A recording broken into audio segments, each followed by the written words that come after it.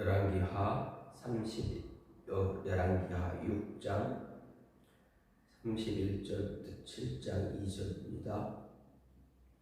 왕이 이르되 사밧의 아들 엘리사의 머리가 오늘 그 몸에 붙어 있으면 하나님이 내게 벌 위에 벌을 내리실지로다 하니라. 그때 엘리사가 그의 집에 앉아 있고 장로들이 그와 함께 앉아 있는데 왕이 자기 처소에서 사람을 보냈더니 그 사자가 이르기 전에 엘리사가 장로들에게 이르되 너희는 이 살인한 자의 아들이 내 머리를 베려고 사람을 보내는 것을 보느냐? 너희는 보다가 사자가 오거든 문을 닫고 문 안에 들이지 말라. 그의 주인의 발소리가 그의 뒤에서 나지 아니하느냐 하고 무리와 말을 할 때에 그 사자가 그에게 이르니라.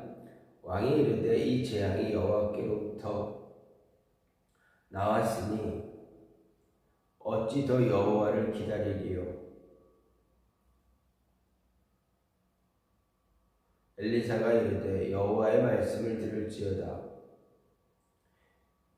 여호와께서 이르시되 내일 이맘때에 사마리아 성문에서 고운 밀가루 한 스아를 한 세겔로 매매하고 보리 두 수아를 한 세겔로 매매하리라 하셨느니라. 그때 왕이 그의 손에 의지하는 자 곧 한 장관이 하나님의 사람에게 대답하여 이르되 여호와께서 하늘에 창을 내신들 어찌 이런 일이 있으리요 하더라. 엘리사가 이르되 내가 내 눈으로 보리라. 그러나 그것을 먹지는 못하리라 하니라. 아멘. 오늘 말씀 열왕기하 6장 32절에서 7장 2절 말씀입니다. 오늘 말씀은 여호람이 이스라엘에 당면한 위기의 원인을 엘리사에게 돌려 그를 죽이고자 군사를 파견하였다가 즉시 철회한 사실과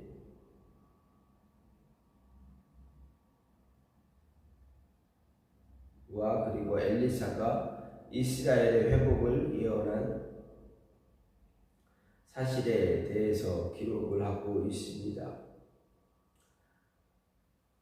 여호람이 엘리사를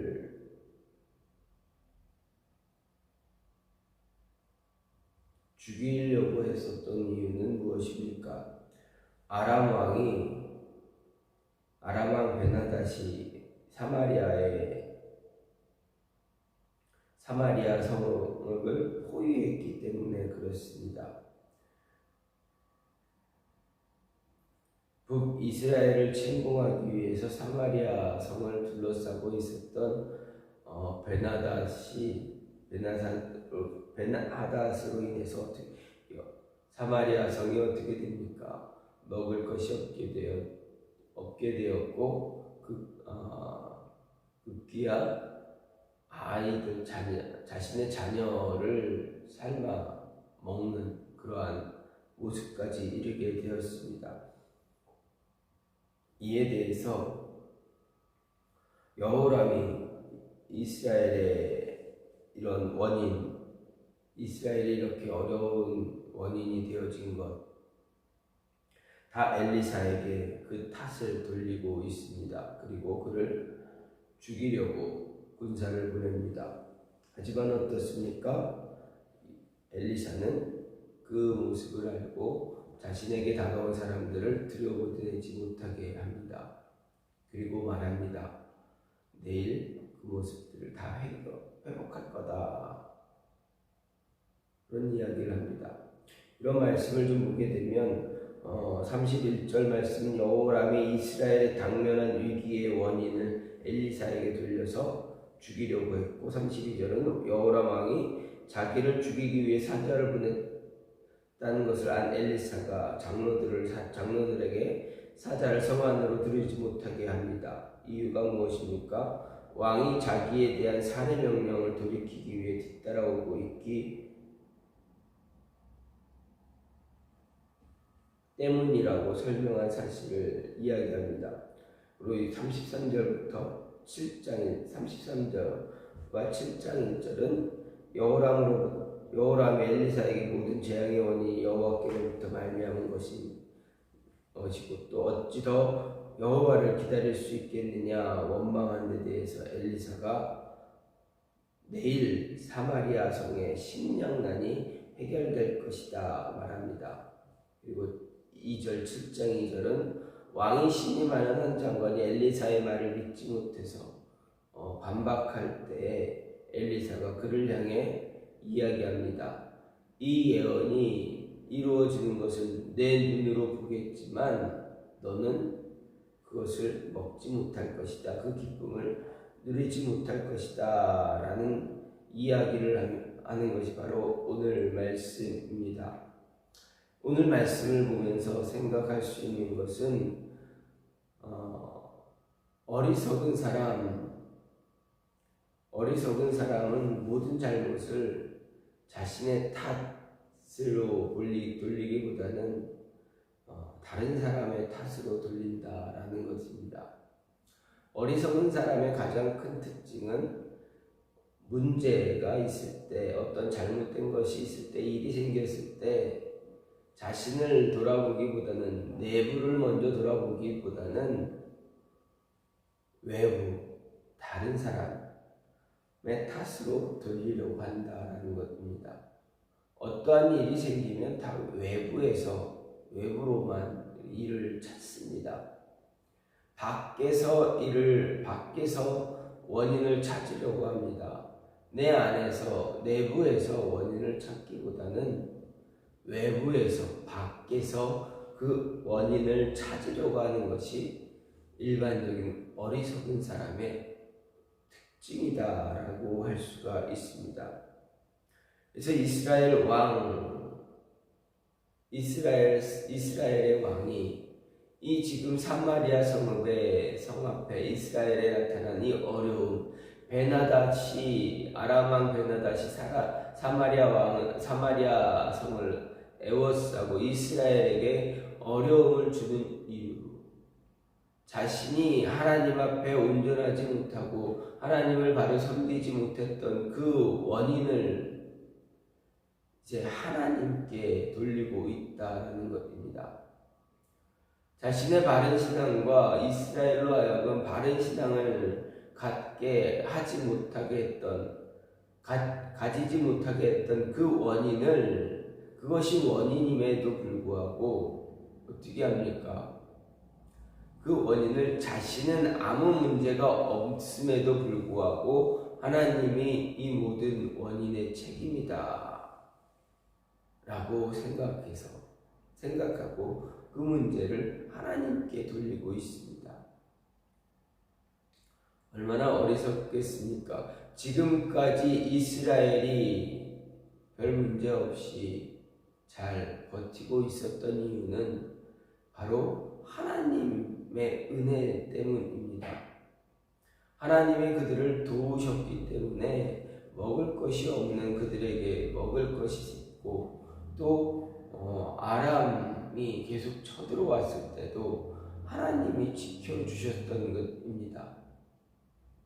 아람 왕이 군사를 파견할 때마다 엘리사가 그 모든 계획을 알려줌으로 인해서 이스라엘이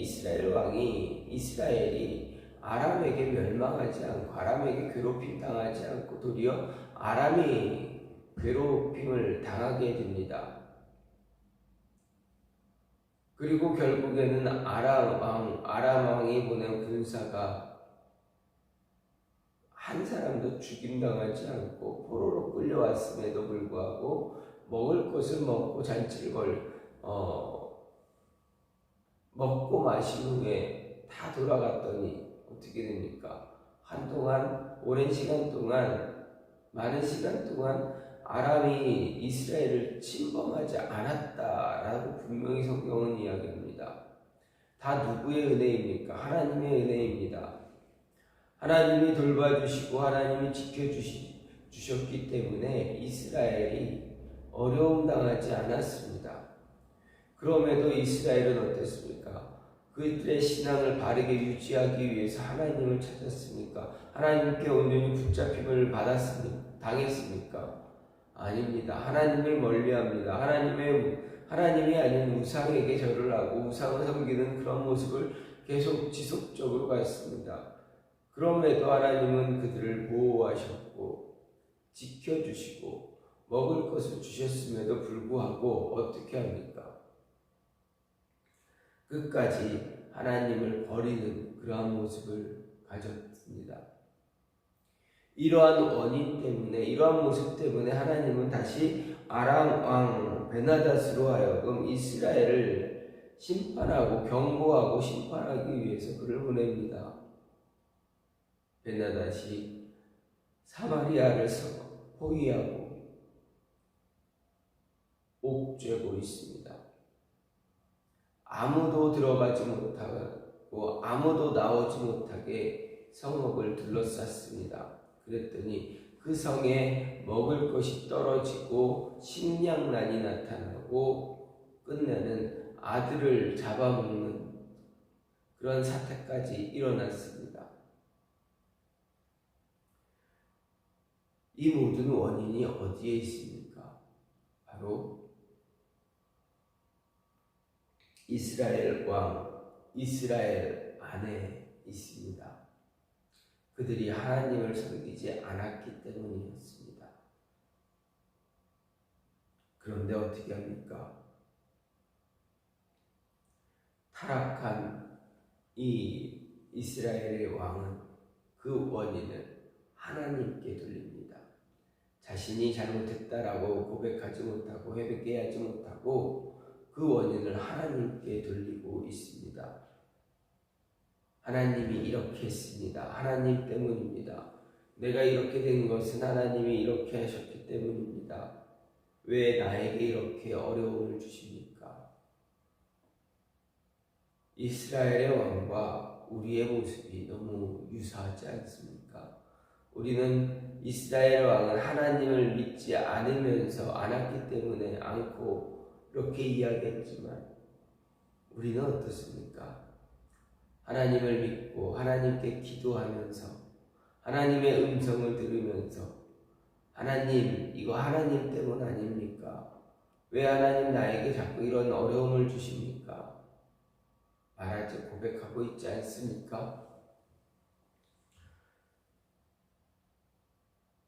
내 안에 잘못이 있고 내 안에 원인이 있는데 그 원인을 밖에서 자꾸 찾으려고 합니다. 참 어리석습니다. 타락한 자의 공통점, 타락한 죄인들의 공통점은 모든 잘못의 원인을 내 탓이 아닌 너의 탓, 내 탓이다. 나에게 원인을 찾는 것이 아니라 타인에게서 원인을 찾습니다. 그러다 보니 어떻게 됩니까? 하나님의 은혜가 은혜로 다가오지 못합니다. 그래서 왕이 보낸 장관은 이야기합니다. 하늘에서 창을 내신들 어찌 이런 일이 있겠느냐? 생각해봐라. 먹을 것이 없는데 내일 당장 보리 한 스아에 한 세겔, 밀가루 한 스아에 한 세겔, 보리 2수아에 한 세겔. 이게 말이 되느냐? 지금 말머리 하나, 나귀 머리 하나가 4세겔, 비둘기똥 4분의 1이 한 세겔 이렇게 하는데, 이렇게 하는 이 시점에 내일 당장 보리 2수아에 한 세겔, 밀가루 한 스아에 한 세겔 말이 되냐? 넌 말도 안 되는 소리 하고 있냐? 라고 하는 이 장관의 이야기. 우리의 모습이 너무나 동일합니다. 믿음이 더디기 때문에, 믿지 못하기 때문에 하나님의 은혜도 더디 다가옵니다. 믿음이 없으니 하나님이 주시는 은혜를 내 것으로 붙잡지 못합니다. 그러다 정말 그 일이 눈앞에 펼쳐지고 나서야 하나님의 은혜다라고 하려고 하지만 결국은 어떻습니까? 그 은혜 내 것이 됩니까? 아닙니다. 내 것으로 만들지 못하고 다른 사람들은 은혜를 누리는데 나는 또 그 은혜를 누리지 못하고 원망하고 있습니다. 이 모습이 우리의 삶의 모습과 너무 유사합니다. 주시는 은혜를 은혜로 받아들이지 못하는 이유는 내 안에 있는 잘못, 내 안에 있는 죄를 하나님 앞에 온전히 회개하지 못하고 하나님의 말씀 온전히 듣지 못하고 하나님 온전히 붙잡지 못하기 때문에 그런 모습을 당합니다.